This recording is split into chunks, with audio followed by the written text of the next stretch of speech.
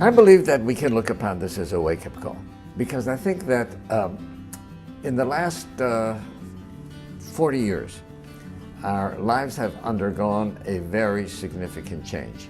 Technology has made life comfortable and pleasurable, right?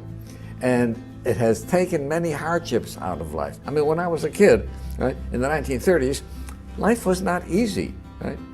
But now, life has become in so many ways so easy that we don't have the means for dealing with hardship, right? So what I would like people to know is, look, we have the reality, but hardship is not fatal, right? Why is it a wake-up call? Because I think we have to start thinking in terms of who am I? What is the purpose of my life, right? What do I hope to achieve in my 80 or 90 years on this world, right? I sometimes say, I've attended many people in the last days of life. Never have I heard anybody say, my only regret is that I haven't spent more time in the office, right? It doesn't happen, right? Because what happens is that when people look at their life retrospectively, they realize that they left out many of their values of life. Well, why don't we become wiser, right, when we're in a time where we can do something about it instead of when we're terminal, right?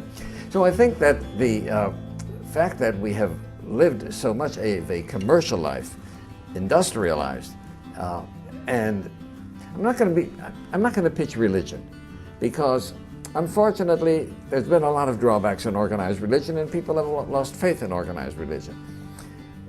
But I wrote a book about spirituality where I said spirituality can stand independent of religion, right? Spirituality means being the best human being that you can, right? Meaning thinking about a purpose in life, because animals can't do that, only human beings can do it. Thinking about how you can improve yourself and become a better person. Animals don't seek to improve themselves. Trying to help others, strangers, animals don't do that, right?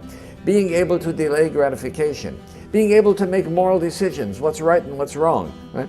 Animals can't do that. Animals are driven by their body. If the animal wants something, it has to go get it, and it can't think whether it's right or wrong, right? So I pointed out there are so many things that are unique about the human being.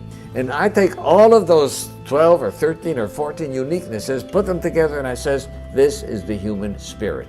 And that is what makes us different than animals. Now, if you implement all of these things, then you are implementing the spirit and you are being spiritual, right? And one can be spiritual and have a feeling of self-worth of being a spiritual being, right, without even having a belief in God or being in any religion.